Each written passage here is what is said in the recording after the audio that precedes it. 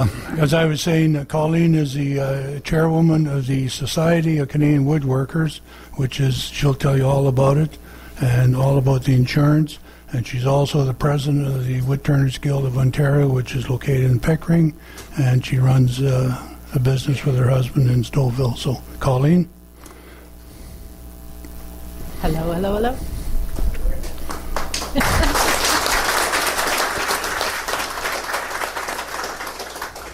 Thank you very much for having me up here. You on? There's a turn. Yep. I'm on. Okay. I'm not sure how everybody knows how the Society of Canadian Woodworkers started. Basically with the wood turning groups, the Canadian chapters that were with AAW kind of got left high and dry in January of 2013. Basically, everybody was told anybody that had AAW insurance was told they no longer had it. So it became a bit of a rush, and from my previous life, having worked with trade shows and things like that for the WGO, I knew I could go on to the schools, the Durham website or the Durham School Board's insurance as a rider. So we were able to continue on having our meetings, whereas unfortunately a lot of the local clubs and clubs across Canada couldn't do so. They really scrambled to get insurance. So at the time, my history is my husband's a wee bit of a vintage race car guy and drives track days. And so you got a bunch of these midlife crisis guys driving a race car around a track, and the insurance is really inexpensive. So I thought, wood turning's not that dangerous. So I called up the guy, and sure enough, he was able to put a policy together, and we've been able to originally, it started in October of 2013, so it's coming up for renewal on 2014, October 1st. And the original goal was to have 30 clubs. And unfortunately, due to a lot of people, luckily Dennis and the Durham Woodworkers were on board, but it was really difficult trying to get people on board and get them to understand what a great thing this is, because you had a group policy. So I was allowed up to 30 clubs to come on board for $11,000 a year. They took a chance with me, and I said by January of 2014 I'll have 20 clubs on board. So let's take the 11,000 divided by 20, $550 a year for our insurance, and then it could go up, like if you had more equipment that you wanted to insure, or for Durham when you're open more often as opposed to one meeting a month. So there was all these little riders and idiosyncrasies from every club, but Everest, the insurance company, was willing to take a risk, and all the founding members and helping clubs that came on board, we were able to get it up to 20. Fingers crossed, as of today, I'm at 26. And so if I can get the extra 4 from across Canada, because it does go right across Canada, it brings $2 million liability, and $2 million D&O, and $10,000 equipment for $367 a year. So, a lot of the clubs, because I understood Peterborough was paying close to, I don't know if anybody here is Peterborough, I thought they were paying close to $2,000 a year. So it's a great savings. What we've brought on this year, which is really exciting, I hope, for you guys, is that we've brought on product liability. So as a club, and each individual club across Canada would pay $100 a year, and anybody that wants to sign up that sells products as a hobbyist, okay, you have to be a hobby guy and you sell it at the craft fair or out of your garage or whatever. Anybody, so for $100, for as an example, can I go into this? Is that okay? Yeah. So as a club, you would join, it's your $100, and then all the members in the club would sign up and say, I make bowls, and I make platters, and I make candlesticks. The only things that are excluded currently are children's toys, and that's pretty much because CA government has a lot of rules and regulations governing those, and chairs with wheels. So, and they're not keen on the electrical items, lights and things like that. But the way to get around that is don't put the plug on the wire. So if you're going to sell a light, for an example, if you've got this beautiful turned or woodwork light, Just don't put the plug on the end of the wire. You can have it wired and everything, but make the person who bought it wire it up, and then liability, you're okay with that. That's really exciting. And then we're also bringing on, and it's not in the works, so it's baby steps right now, so I'm only in the first year, but for professionals. So if you're going out and you're doing seminars, and if you go to certain clubs, you go to schools, you're not always covered as a turner, is basically where I'm coming from, because I'm the president of the Woodturners Guild of Ontario. So that is where it basically started, was with the Woodturners. So for example, Michael Hosluck, when he comes into town, if he doesn't have his own insurance to cover him as a demonstrator within a club, and if we don't have the insurance to cover them, because for example, AAWs didn't cover anybody coming into your club to demonstrate. Didn't cover if you went out to demonstrate. If you go out to your local fair, if you've got people coming in, you were talking about the music thing coming in, and people coming in. You're covered now with the Society of Canadian Woodworkers. Originally, I'm not sure what it would have been written like. We've really tried to get it out there and make it well worth its while for everybody to come on board. We're also going to be working on, if you're a member of any club that's a member of this SCW, then home and automobile and life insurance and all the little itty-bitty bits that nobody ever wants to talk about, or evil insurance policies.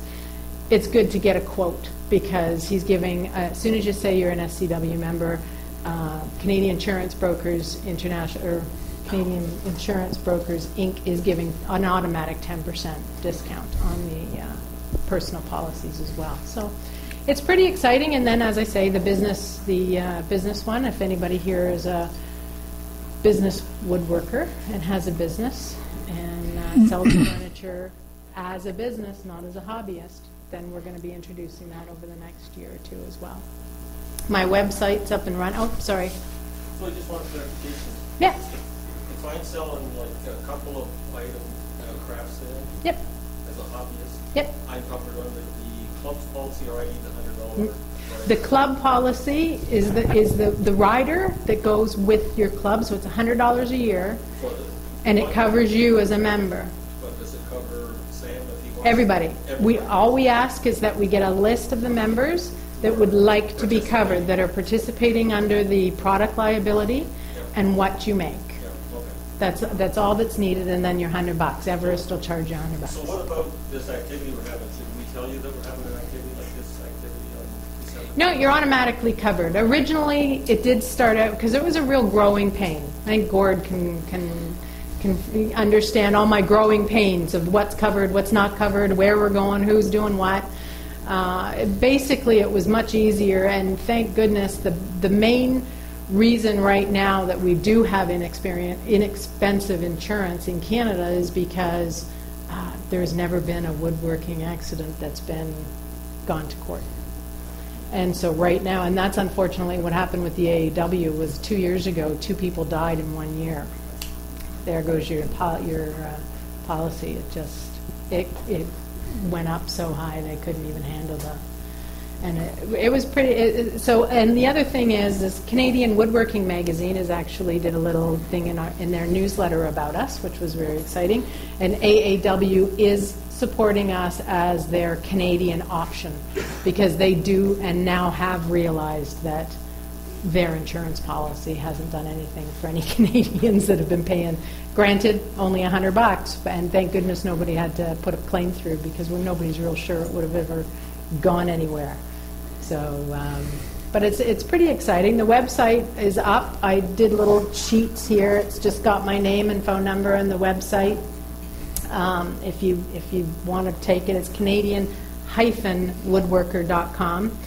There's a forum up there you have to join, and my original goal for that was that, I'll be honest with you, I get really kind of ticked at having to pay $1,000 a day for a woodturner to come into our daily show and things like that, and I wanted to try and start promoting more of the Canadians, because all those Americans and Brits and all those guys that are now gaining $800 to $1,000 a day started out just like us. and they might have been a little younger and had more of a zest for pushing themselves and doing the DVDs and whatnot, but I want to be able to promote those guys out there as well, so that even if you're going on holiday to Vancouver, go see the Vancouver Guild and say that you're coming out. Saskatchewan, we've got all kinds of them on there right now. So the list of the members that are on there, there's, as I say, as of today, there's 22. And I got another 2 forms today and 2 phone calls that said they're thinking of joining. So my real goal, if I could get 30 clubs so if you know anybody anywhere across Canada that's in a woodworking club, the carvers have their own insurance, but woodworking clubs, turning clubs, pyrography, any kind of hobbyist wood, then they've got a club, let them know about us, because it's... as soon as we hit that 300 mark, I'm hoping that, I'm waiting actually to hear back from Everest this week, that it will stay at the 367 a year per club for the 30 and more clubs. So, any questions? Is the member covered, like if you're out at a sale, is the member covered and the product, or just the member? Just the product, actually. If the deal is that if you're representing, for example, Durham Woodworking, and it's a sanctioned event, and you're volunteering your time there, then yes, you're covered. If you're selling at a craft fair or anything, your products are going to be covered for liability, as long as they're not toys or wheelchairs. But the events, when you're outside, that's really important actually, so thank you for bringing that up. But your events have to be covered under this general liability insurance, your events have to be a club sanctioned event. And then if it's individuals, and the other important thing to recognize is that all of us have shops. And if you saw my husband's shop, it's fighting over who's got what space. I actually lock my door, so you can't come into mine. But the insurance company has to know, like, what kind of equipment you have there, because if they know you're doing woodworking in your basement, and even if you're selling it as a hobbyist, they can get really nitpicky over stuff like that. So I've chosen, to be honest, and I've listed absolutely all the equipment that we have in the shop, and it's and I tell them that my husband's an industrial designer, and he makes things for the race car, so he's got all that equipment and can do all of that stuff. A lot of that, we don't do our business per se out of it. What we actually sell and make is manufactured off-site. It's not manufactured in our shop, but it's the original design is. The prototypes are always made in our shop. So the insurance company knows that, because I don't want, God forbid, anything to happen there, because he's got too much stuff. So it's really important that you recognize that. And the insurance company, some of them are fabulous. They want to know. They want to just say that I've got a General lathe, and I've got a bandsaw, and I make bowls, or I make pens, or I make cheese boards. If you're honest with them, my personal experience has been much better with the honesty thing. Because you don't want to have an accident. And if you do have somebody over and you have an accident, that's your home policy. You're not covered by this policy if you have an accident at home. That's very important to know.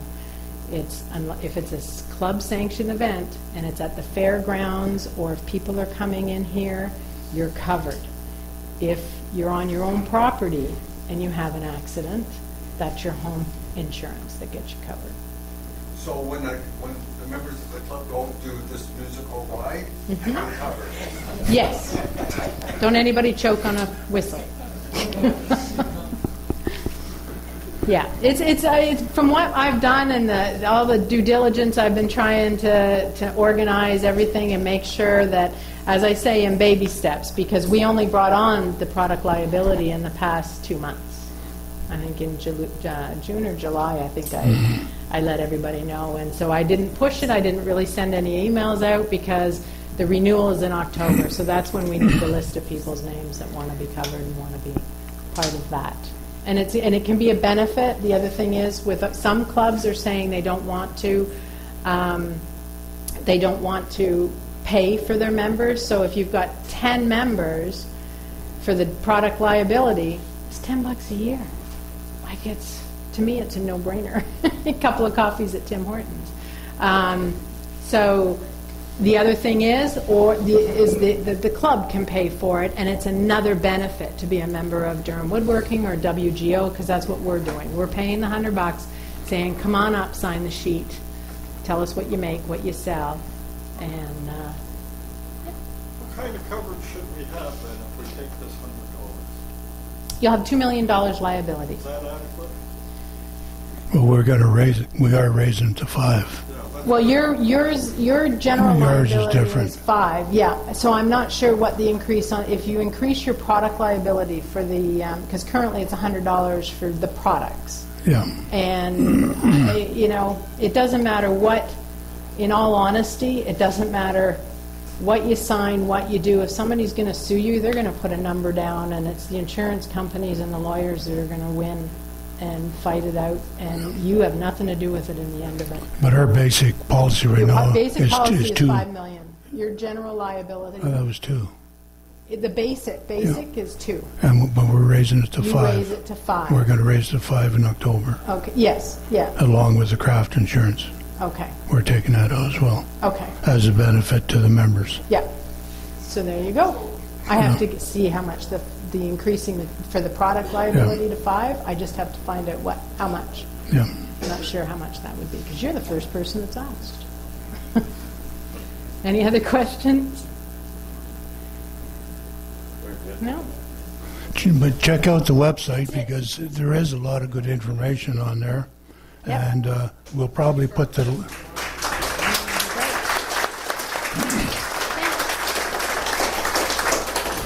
there's your own mug.